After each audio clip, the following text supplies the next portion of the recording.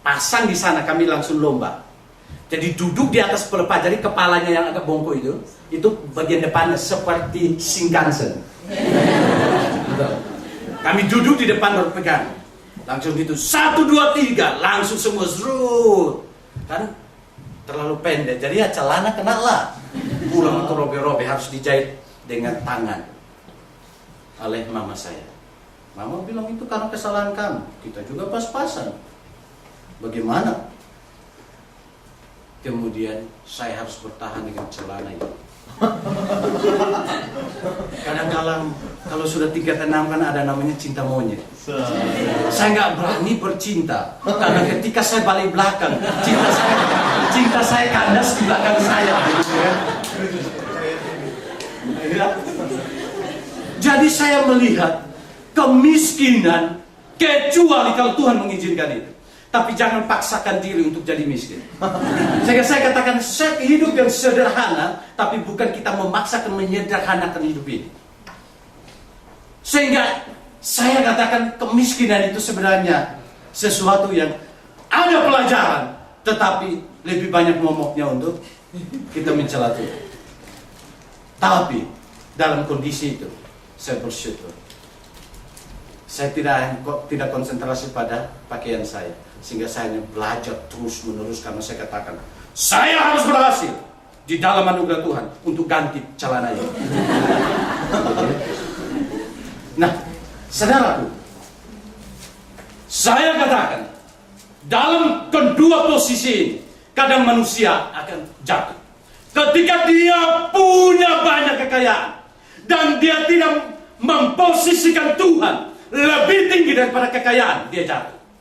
Tetapi kalau dia terlalu sangat miskin dan itu bukan rencana Tuhan, maka dia bisa mencela Tuhan. Kenapa saya katakan bukan dalam rencana Tuhan?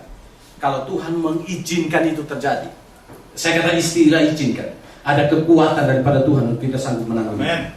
Tetapi karena kemalasan kita dan lain sebagainya, Tuhan kasih pikiran, kasih kekuatan dan lain sebagainya, maka itu adalah satu momok dalam hidup kita. Sehingga Agung katakan, Tuhan jangan kasih aku terlalu kaya, jangan kasih aku terlalu miskin. Bukan berarti dia menolak kekayaan, bukan berarti dia melihat 100% kemiskinan adalah satu momok.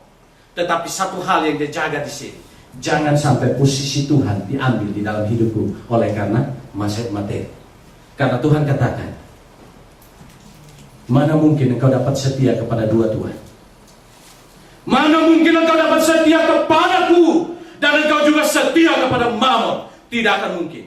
Itu seperti satu orang menaiki dua kuda. Pernah naik dua kuda? Ketika kuda tidak bergerak itu tidak menjadi masalah, kecuali kalau kaki kita panjang. Tidak ya? Jadi yang satu naik pasang pelan, tapi setengah mati bisa robek itu. Sudah bolong di sini dinaik tambah itu kan tambah bolong lagi begitu kan. Nah ketika kuda lari, yang jadi korban siapa? Kita yang ada di atas kuda itu. Karena kita tidak mungkin bisa menyeimbangkan kuda itu sendiri. Nah itulah kehidupan. Tapi saya mau katakan, posisi supaya kita tidak mentuhankan materi dan kita tidak melarat oleh karena kesalahan kita. Maka yang pertama, taruh Tuhan di dalam hidupmu. Letakkan Tuhan di dalam hidupmu, karena Tuhan adalah nilai tertinggi di dalam hidupmu. Jangan mengambil alih posisi Tuhan di dalam hidupmu. Karena penyembahan berhala bukan hanya bicara patung. Penyembahan berhala bukan bicara tentang hal-hal yang diukir, ada mata, ada telinga, ada hidung dan lain sebagainya. Kemudian kita ngomong-ngomong tapi ngomong sendiri. Dia tidak ngomong-ngomong, bukan itu. Bukan itu saja. Tapi saat ini penyembahan berhala adalah segala sesuatu yang menggantikan Tuhan di dalam hidupmu. Itu adalah penyembahan berhala. Sehingga jangan sampai aku berpikir, Tuhan jangan sampai aku gagal dalam hidupku dan engkau tidak menjadi prioritas utama di dalam hidupku. Itu poin yang pertama. Poin yang kedua, saya rindu supaya membagikan dengan sederhana dan dalam waktu yang sesingkat-singkatnya dan secara seksama Jakarta 17 Agustus. Yang kedua, kesederhanaan hidup di hadapan Allah itu bagaimana? Yang pertama yang saya jelaskan, tidak boleh mentuhankan materi dan juga tidak mempersetankan namanya kemiskinan. Karena itu adalah sebuah materi, adalah sebuah kebutuhan dalam hidup kita. Yang kedua, hidup yang sederhana dalam poin ini adalah hati yang tidak terikat kepada materi. Kita membutuhkan itu, tetapi itu kita tidak terikat oleh itu. Saya ulangi kalimat ini. Kita membutuhkan itu, tetapi kita tidak terikat oleh itu. Ini yang saya mau perpanjang sedikit. Kenapa saya katakan demikian?